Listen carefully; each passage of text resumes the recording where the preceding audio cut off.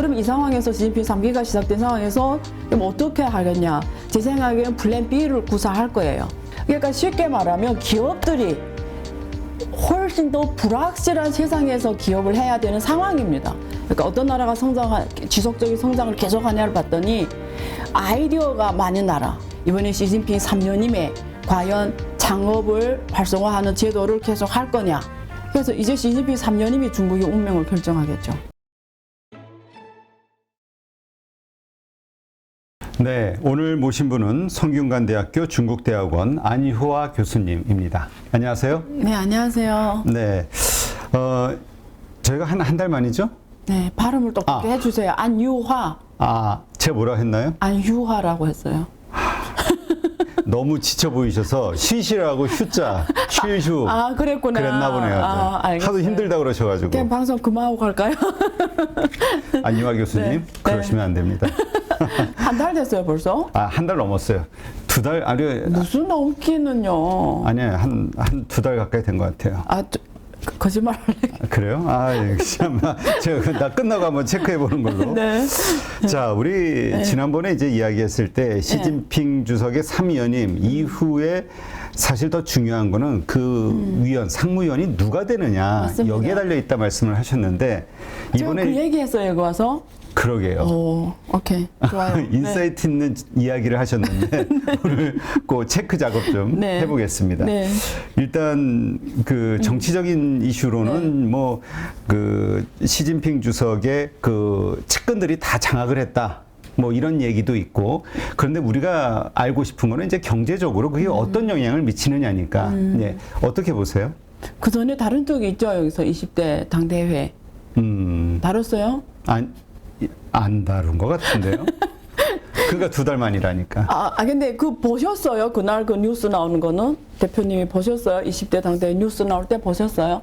그것도 안 보셨어요? 뉴스 나온 거 나중에 그러니까 라이브가 아니라 이제 나중에 녹화로 봤는데, 네, 봤습니다. 뭐 거기서 이래 보고 역시 중국 좀 이해 못할 게 이런 건 없었죠?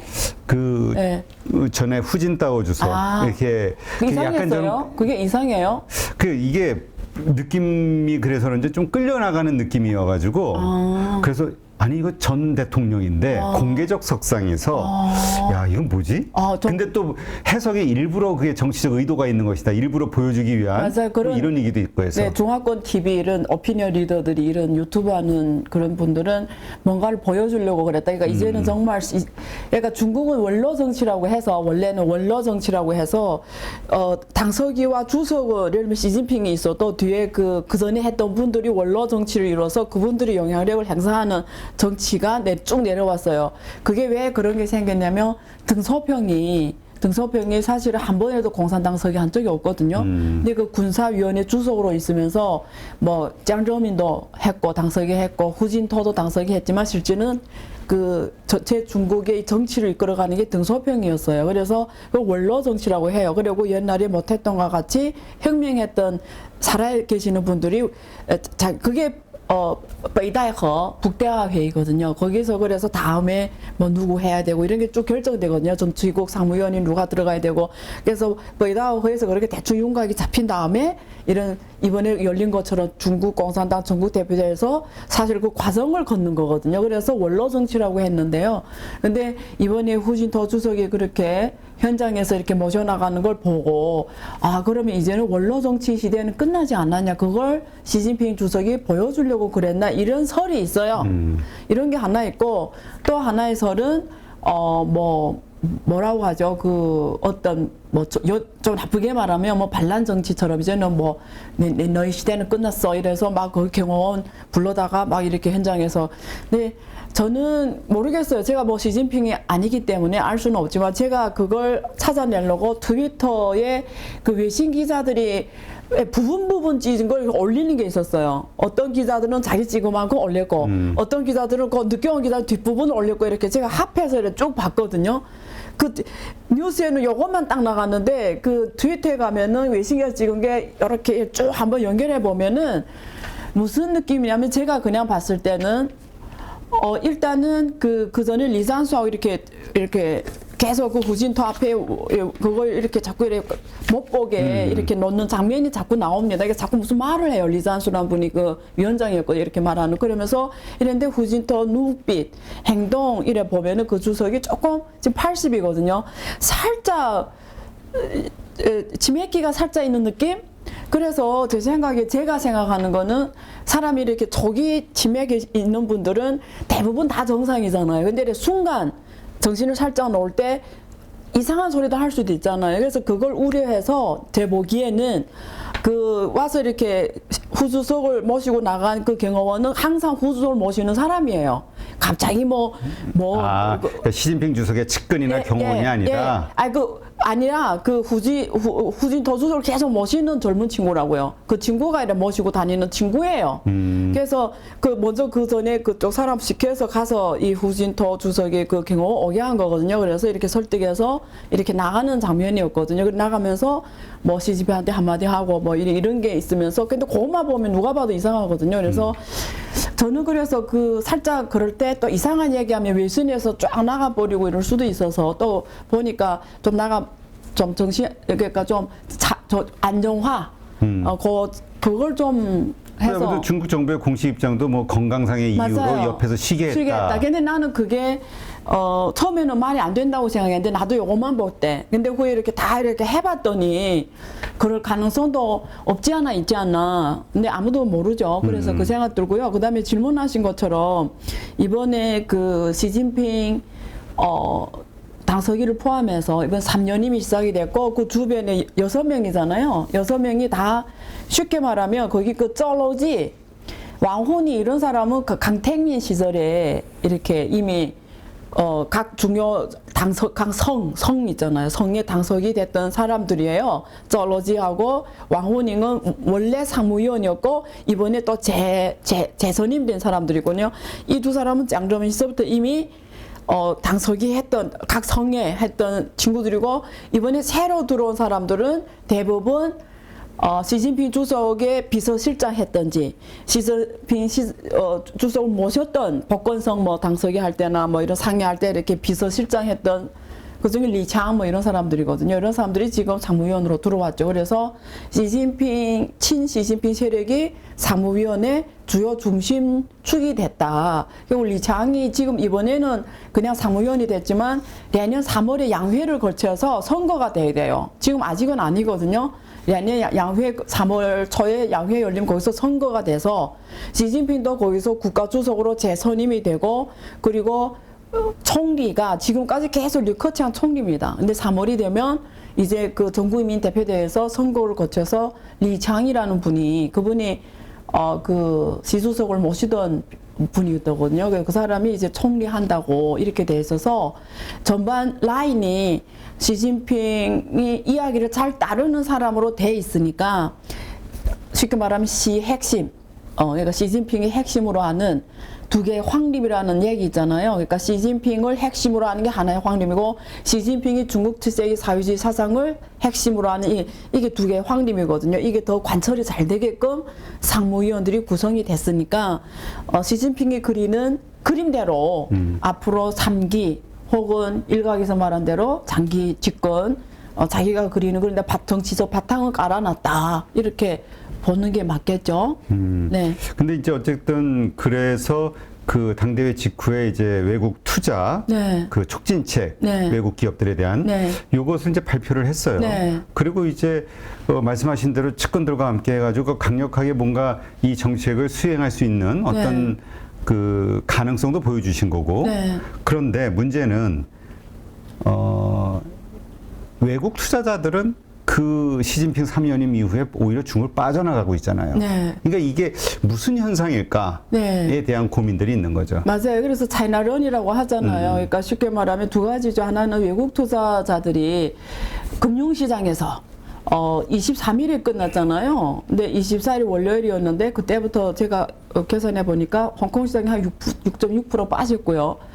중국 국내 지수도 지금 많이 떨어졌고 그리고 민영 기업들이 그러니까 미국에 상장된 중국 기업들도 지금 시가총액이 한 50조 날아났거든요. 그래서 시장에서 중국 이 시진핑 3기 연임에 대해서 시장의 반응은 네거티브 하거든요. 그래서 차이나럴이라고 한단 말이에요. 그래서 중국 정부도 이걸 의식을 했는지 최근에 외국인 투자 촉진 정책을 발표했습니다.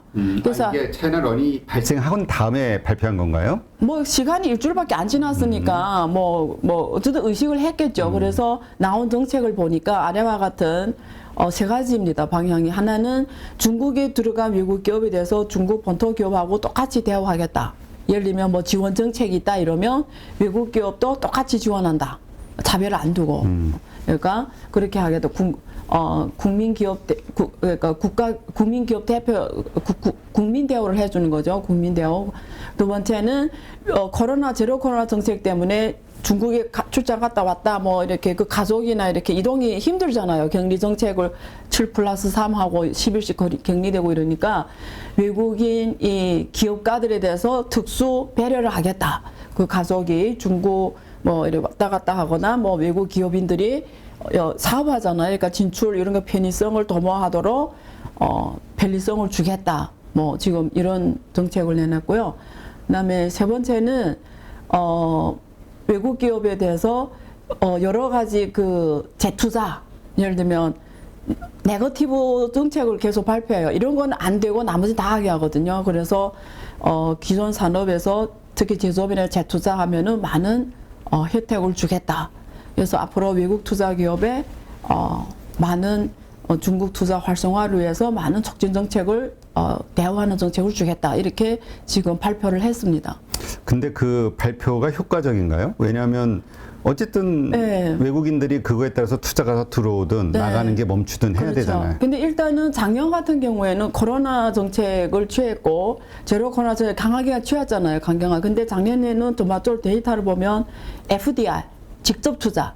그러니까 외국인 기업의 중국 본토에 대한 직접 투자가 20% 넘게 증가했거든요. 작년에. 미국은 감소했어요. FDI 직접 투자. 근데 전반적으로 할 때 외국인이 중국 투자는 작년에 증가했어요. 근데 올해는 지금 3기가 이제 금방 결정이 됐으니까 요 일주일 보고 무슨 효과 있니 없니 말하기는 힘들지만 일단은 총리정책 내놨으니까 중국 들어갔던 기업들이 제로 코로나 때문에 원래는 제로 코로나 취하기 조금 거기에 대해서 그 정도로 할지는 몰랐거든요. 그럴 때는 미국이 아무리 중국에 대해서 뭐라 해도 미중 갈등이 각화돼도 중국 시장을 떠날 수 없기 때문에 외국 기업들이 말 그래도 떠날 생각을 한 기업들이 있긴 있지만 그렇게 언론에 나온 것처럼 막 중국 들어간 게 다 나오겠다 막 이 정도는 아니었어요. 근데 상해가 봉쇄되는 걸 보고 마음이 흔들렸죠. 아, 이거는 우리 상상을 벗어난다. 지금 상해 봉쇄가 주는 타격이 엄청 큽니다. 외국 기업에 대해서 이 신뢰. 그래서 외국 기업의 상해가 2개월 봉쇄되니까 외국 기업이 흔들리기 시작을 했어요. 그리고 이번에 시진핑이 3년임 하니까 또 상해 봉쇄와 같은 또 리창이 이번에 총리가 되잖아요. 상해 서기했던 리창. 그러니까 리창이 이제는 전국을 영도하는 거죠. 원래 상해만 했는데 상해에서 지금 2개월 봉쇄 정책고 그 정책을 결정 내렸던 사람이 리창이에요. 전 중국을 그럼 중국 이제 어디서 총리가 되는 거죠. 총리. 중국을 상대로 또 그렇게 봉쇄할 수도 있다 이런 그렇죠. 걱정. 예, 이게 과거 역사로 보면은 그럴 수도 있겠다 이런 우려감이 커지면서 중국 이제 외국 기업들이 흔들리는 거죠. 마음이. 특히 리창이 지금 이번에 원래 리창이 상해 2개월 봉쇄하면서 전 세계 엄청난 타격 줬고 중국 경제에 엄청난 타격 줘서 원래는 이렇게 그러니까 워낙 시진핑 쪽 사람이니까 뭐 들어갈 수도 있겠지 했지만 이 정도로 2인자가 될지는 상상 못했어요. 아무도. 왜냐면 상해 경제에 대한 책임을 져야 되는 사람이거든요. 근데 지금 2인자 되니까 외국 기업들 입장에서는 이건 어쩌면 또 이런 일이 할 수 있다 이런 우려감에 지금은 많이 흔들리죠. 그래서 중국 정부는 그걸 안정화시키려고 지금 이런 정책을 해놓는데 저는 이렇게 생각합니다. 일단 중국에 들어간 기업하고 밖에 있는 기업이 좀 다르겠죠. 중국에 들어간 기업들은 철수하는 게 쉽지 않아요. 그게 제가 한 5년 전에 한번 들어간 기업들이 중국 내에서 글로벌 밸류체인에서 어느 정도 지금 이렇게 깊숙이 들어간 날 계산한 적이 있는데 그 기업들이 나오려면 그게 지금 말이 나오기 그렇지 힘들어요. 그래서 현지에 들어간 기업들이 나온다를 다 정리하고 나오기는 쉽지 않다 일단. 근데 나올 수 있는 기업들이 있어요. 그거는 중국 내에서 경쟁력이 이미 떨어져서 중국 시장에서 할 수 있는 방법이 없어요. 이미 떨어졌고요. 그래서 어선 나와도 미련이 없는 기업들이 있고요. 또 산업 특성상 이제는 중국에서 경쟁력이 없어요. 중국 자체 생태 환경이 그 산업에서는 예를 들면 이제 저부가가치 산업이 이제는 경쟁력이 없거든요. 중국도. 왜냐하면 베트남이나 아시안 국가들이 있기 때문에. 그래서 이런 기업들 정리하고 나오겠죠. 근데 미래 산업, 4차 산업 영역에서 혹은 대기업들, 글로벌 500대 기업들, 이렇게 깊숙이 들어간 기업들은 사실 나온다는 건 쉽지 않아요. 중국 시장이 너무 크기 때문에. 일단 그 다음에 부품 조달이나 중국처럼 잘 된 나라 세상에 없어요. 예를 들면 내가 베트남 옮겨갈 수는 있어요. 근데 부품 조달 다 중국에서 해가야 돼요. 그러니까 오히려 더 힘들어요. 그럼 아예 중국에서 하는 게 낫지. 그래서 사실은 중국 이미 들어간 기업들은 생각처럼 그렇게 밸류체인을 공급망을 정리하기 힘들다. 그러면 이 상황에서 시진핑 3기가 시작된 상황에서 그럼 어떻게 하겠냐. 제 생각에는 플랜 B를 구사할 거예요. 플랜 A는 계속 중국에 돌아가고 플랜 B로 북미나 네. 멕시코나 혹은 다른 지역에서 플랜 B로 하나 또 만들 거다 공급망을. 그래서 중국에 그런 말이 있거든요. 사자성어에 동방 불량, 시방량이라고 있어요. 동쪽에 불이 안 켜지면 서쪽에 켜지면 된다. 뭐 이런 얘기 있는 것처럼 양손 준비할 거다. 그래서 플랜 A, B로 갖고 갈 거예요. 다국적 기업들은. 그리고 미래 산업은 중국에 계속 들어갑니다. 올해도 상반기 데이터 보면 4차 산업 쪽에 투자는 중국 투자가 급격하게 확대되고 있거든요. 외국 기업에. 외국 기업에. 왜 그러냐면 중국처럼 좋은 데이터가 없어요. 하긴 뭐 거기 뭐 어디 AI라든가 예. 자율주행 뭐 이러저런 데이터들 예. 쉽지가 않죠. 딴 데서 구하기가. 예를 들면 이런 거예요. 그 선진국은 교통 빨간 신호등을 켰을 때 행인이 지나가지 않잖아요. 빨간 신호등이 다 끝나면 지나가잖아요. 근데 중국은 빨간 신호등 켜도 이래 사람 막 지나간단 말이에요. 빨간 신호등인데도. 그런 데이터는 중국이 엄청 많잖아요. 근데 그게 자율주행 자동차는 만약에 중국에서 만든 자율주행 자동차하고 선진국에서 만든 자율주행 자동차는 들어오는 데이터가 다르다라는 거예요. 중국에서 만든 자율주행 자동차는 빨간불을 고객이 이게 침범했을 때 이 자율주행차가 어떻게 반응하냐까지 다 데이터 딜러닝이 되어 있는데 선진기업은 그런 데이터 없는 거죠. 아, 그 차이는 어디에서 나오는 거죠? 이 딜러닝이란 게 뭐죠? 이렇게 운전하면서 데이터가 들어오잖아요. 그 데이터 처리하면서 그 AI가 계속 그 딜런이란 게 뭐냐, AI가 그 데이터 자기가 학습하면서 또 새로운 그걸 만들어가는 거예요. 근데 그게 데이터가 있어야 되거든요. 데이터가 있어야 기계가 학습을 한다고요. 기계가. 근데 그 데이터가 안 들어오면 학습이 안 된다고요. 근데 외국 데이터는 그런 데이터가 없으니까 학습이 안 된다고요. 근데 같이 뭐 테슬라도 그렇고 다 운행을 하면서 나오는 데이터들을 다 모으고 있잖아요. 네. 근데 선진국은 안 되고 중국이. 네, 말했잖아요. 선진국 사람들은 빨간 신호등 뜨면 딱 서 있는다고요. 아, 집중하세요. 그게 집중. 법이니까. 집중하세요. 네. 멍해 있다가 갑자기 네, 그런 당했어. 어디 예를 드는 거예요. 심지어 그런 데이터도 중국에 있을 정도로 데이터 이 빅데이터 영역에서는 가져올 수 있는 딥러닝 데이터들이 차원이 다르다. 결국 중국에서 진짜 빅데이터를 처리해본 엔지니어들은 중국에는 있는데 대부분 나라는 진짜 빅데이터를 처리한 나라가 데이터 처리 엔지니어가 거의 없어요. 실제 미국하고 중국 외에는 진짜 빅데이터를 처리하는 엔지니어가 거의 없다고 보면 돼요. 진짜 만져본 사람. 그렇군요. 네. 그러니까 어쨌건 미래산업 미래산업과 관련. 근데 우리가 미래산업이라고 하면 하이테크 기술과 관련해서 네. 주로 이제 디지털 경제 쪽. 네. 반도체 쪽으로 보이긴 하지만 어쨌든 미국의 규제들이 많이 있잖아요. 맞습니다. 그런데도 불구하고 그런 AI나 갈 수밖에 없어요. 그런 것들이 다른 나라들 그렇게 가고 있나요? 그렇죠. 기술력을 가지고 가는 거예요? 아니면 그 데이터를 활용하기 위해서 들어가는 거예요? 다 있죠. 일론 머스크가 왜 중국 갔어요? 한마디 했어요. 중국에서 3년 할 걸 미국에서는 15년 돼도 된다 만다. 이 차이인 거예요. 데이터 확보하는 게. 데이터도 그렇고 전체 환경 자체가. 그러니까 기업을 하면은 무슨 뜻이지 않은데 우리 기업하는 게 들어가는 부품이 10,000개 넘잖아요. 자동차 하나라도 10,000개 넘거든요. 그렇죠. 그걸 어느 게 하나라도 조달이 안 되면 전체가 돌아 못 가요. 근데 그게 다 되는 나라가 중국이라고요. 그래서 중국은 심지어 이러잖아요. 지금 주문하려고 갔는데 그게 없어요. 내가 요구하는 게. 그러면 이래요. 바로 몇 시간에 해주겠다 그래요. 그걸 몇 시간에 해줄 수 있는 나라가 중국밖에 없다니까요. 전 세계에서 현재. 지금 그 중국에서도 커스터마이징 할 수 있는 게 중국밖에 없다고요. 그 모든 그 조달이 다 제가 말했잖아요. 옛날 여기서 제가 말한 거 다 기억하세요.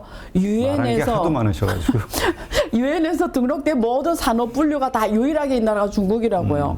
이러면 제가 중국을 선전하는 것 같은데 제가 지금 중국에 대한 장점을 말하고 있는 거예요. 근데 이런 정치적 리스크가 시진핑 3기에 따라서 부각된 건 맞습니다. 특히 리창 이런 분들이 강경 정책을 취하는 사람들이 총리로 있다는 거는 전반적으로 정치적 리스크는 부각이 됐어요.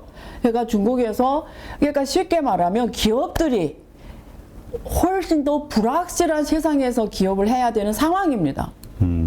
그렇다고 중국을 안 해! 딴 데가 해! 그러면 이제 말한 등등 한계 때문에 한계가 분명히 있다. 그래서 플레이 A와 플랜 B를 구동할 수밖에 없다. 이런 말씀을 드린 겁니다. 네. 근데 지금 어쨌든 미국과 중국은 여러 가지 의미에서 패권 전쟁을 하고 있는데 그 네. 가운데 하나가 이제 기술 패권 전쟁이잖아요. 네. 그 기술을 우리가 크게 놓고 보면은 뭐 반도체도 있고 AI도 있고 네. 뭐 이런 부분들이 있단 말이에요. 로봇이라든가 네. 미래 산업. 네. 중국이 그렇게 발전할 수밖에 없는 어떤 환경과 그렇게 또 진행해 나가고 있다면 미국도 두고만 볼 수는 없는 거잖아요. 네. 미국이 거기에 맞춰서 미국의 뭐 어떤 변화되는 정책이 됐든 어떤 비즈니스 환경 이런 게 있나요? 그 미국이 뭐 먹고 사는 나라인지를 보면 되거든요. 미국은 이미 오래전부터 금융, IP에서도 제약, 그리고 군수 이 세 개가 미국을 먹여 살리거든요. 근데 이 세 개의 특징이 다 IP입니다. 그러니까 미국이란 나라가 우리가 경제 성장 발전론에서 보면은 이게 노벨 경제학상 받은 폴 로머 그리고 존슨 이 두 사람이 쓴 아이디어 경제 이론이라는 게 있어요.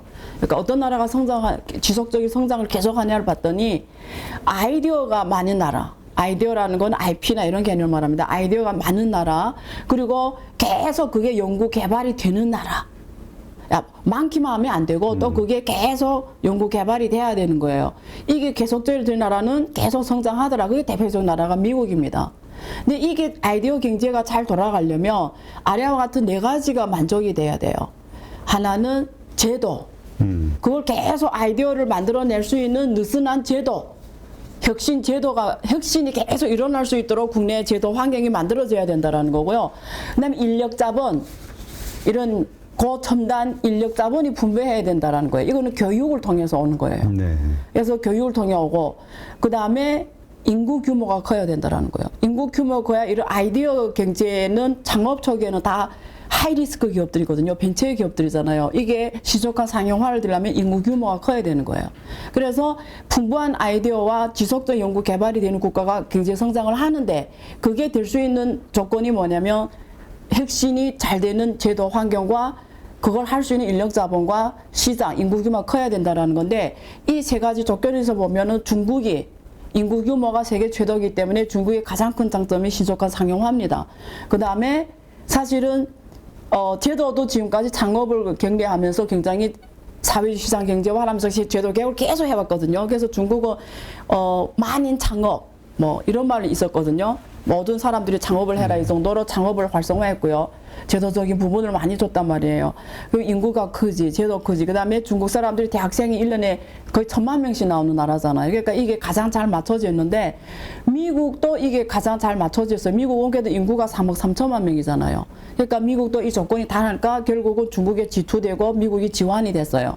그래서 결국 두 나라가 이렇게 지금 경제 상황까지 오게 된 겁니다. 그래서 앞으로 이제는 미국이 그동안 IP를 중국에 많이 줬단 말이에요. 중국의 시장을 보고. 네. 근데 지금 IP를 안 주겠다고 하니까 중국은 이제 자체가 아이디어를 창출해내야 돼요. 그러니까 유징 아이디어를 했어요. 지금까지는 해외 선진국의 아이디어를 유징 아이디어 국가에서 중국은 이제는 미국 활동이 확대되면서 아이디어를 프로듀싱, 아이디어를 만들어내야 되는 창출 국가가 돼야 되는 거예요. 그래서 앞으로 미국이 이렇게 중국을 기술 패권으로 제재를 하니까 그냥 중국이 아이디어를 자기 창출을 하려면 성공 여부는 신속한 상용화 가능 인구 규모가 있다는 가장 큰 장점이고, 그럼 여기에 제도와 교육을 계속 잘해주면 가능한데 이번에 시진핑 3년임에 과연 창업을 활성화하는 제도를 계속 할 거냐? 아니면 중국이 이제는 빈부격차가 커지면서 이제는 교육 환경도 돈이 없으면 교육을 못 받아요. 그럼 인력 자본 상승이 어렵잖아요. 네. 그래서 첨단 인재가 나올 수 있는 환경 갖췄냐, 인력 자본이 이게 결정하겠죠. 근데 지금 사실 그 벤처 이야기를 하셨는데 네. 과거에는 뭐 마윈이 됐든 뭐 여러 가지 텐센트가 됐든 네. 그 창업 기업들의 성공을 바라보면서 네. 달렸던 어떤 의욕들이 있잖아요. 네. 근데 이제 그 공동부유론이 나오면서 이제 그런 규제 네. 이런 것들을 통해서 그런 창업 의욕, 그러니까 성공에 대한 네. 의욕, 욕구 이런 게 다 꺾인 거 아니냐에 대한 맞아요. 의견들이 좀 나오거든요. 그러니까 좋은 중국이 말씀이에요. 과연 좋은 말씀이에요. 성장할 수 있을까요? 맞아요. 한국이 오퍼 세대라고 있잖아요. 중국도 있어요. 탕평. 그게 뭐냐면 그냥 누워서 아무것도 안 하는 사람들 말하거든요. 그래서 중국 젊은이들도 이제는 한국 말하면 오포 다 결혼까지 포기하는. 그래서 그런 상황에서 인력 자본이 과연 그렇게 첨단 기술을 개발할 정도로 인력 자본이 풍부하냐? 옛날에는 중국 젊은이 다 미국 가서 공부를 해왔고 미국의 나사라든가 인텔이라든가 이런 첨단 기업에서 일해서 와서 중국과 창업하면서 중국의 유니콘 기업이 1년에 20몇 개씩 나왔거든요. 그렇죠. 그게 미국하고 중국이 좋을 때였거든요. 근데 이제 미국에서 공대 대학원에서 중국 학생 안 받아요. 기술을 갖고 간다. 특히 이런 첨단 쪽 공대 석사, 박사 중국 학생 안 받으려고 하거든요. 그래서 인력 자본을 다 미국에서 양성하는 역할을 하면서 이렇게 IP도 유징 미국 IP, 인력도 미국의 첨단 실통에서 양성이 됐는데 그게 지금 갈등 때문에 그래서 이제 시진핑 3년임이 중국의 운명을 결정하겠죠. 이런 걸 어떻게 극복하냐. 그러니까 이러한 부정적인 네. 시장이에요. 이게 아마 외국 자본이 빠져나간 이유가 될 것 같기도 한데 그러니까 여기에 대해 안 좋게 보는 자본들은 빠져나갈 거고요. 긍정적으로 보는 자본도 있어요. 서방 자본 중에. 있죠. 저는 이제 말했잖아요. 사실은 중국에서 사업해본 사람들 일론 머스크, 빌 게이츠는 굉장히 중국에 대해 긍정적입니다. 지금 요 상황 오히려 이후에도 미국보다도. 그렇죠. 왜 중국의 잠재력이 어디에 있는 걸 알죠, 이 사람들은. 알겠습니다. 그러니까 앞으로 근데 그때 이런 얘기 하셨던 게 기억이 나요. 진짜 경제 정책은 그 지방성 장관들 네. 여기까지 다 교체가 돼서 네. 그 다음에 나오는 어떤 그게 3월입니다. 양회. 1월, 양회. 2월에 지방 양회라는 게 열려요. 전국 이민 대표대회. 거기서 이래 한국말은 국회 계획이에요. 거기서 이래 사법권도 있고 뭐 검찰권도 있고 이런 법제화도 하고 다 거기서 하거든요. 한국 국회처럼. 그게 3월에 열립니다. 근데 그 전에 지방 양회가 먼저 열려요. 정치협상회하고 전국인민대회를 합해서 양회라고 하거든요. 여기 1월, 2월에 지방에서 열리고 거기 대표들이 중앙에서 만나서 확정 짓는 게 3월 첫째 주입니다. 그 양회에서 모든 장차관이 바뀌죠. 각 지방 관료들이. 그 다음에 이제 본격적인 경제 정책이 나올 것이다. 그렇죠. 네. 근데 이번에 그 먼저 알 수 있는 거는 12월에 열리는 중앙경제공작회의. 거기서 내년 1년께 나옵니다. 방향성인 거. 예. 그러면 12월 달에 예. 전반적으로 나오겠군요. 네. 내년에 어떻게 하겠다라는 게. 네. 알겠습니다. 어쨌건 지금은 네. 시진핑 3년임은 결정이 된 거고 네. 이후에 성장이냐 아니면 네. 좀 가라앉느냐 요거에 대한 분기점 정도로 이해를 하면 되겠네요. 네. 김정수 저자님 2021년도에 네네. 13억이라고 어떻게 그렇게 볼 수 있었을까요? 저도 단타나 초단타, 장기 투자도 다 해봤는데 제 성향상 그 세 부분은 다 실패했었고요. 주식 투자는 이게 평생 할 수 있는 직업입니다. 주식 투자를 그렇게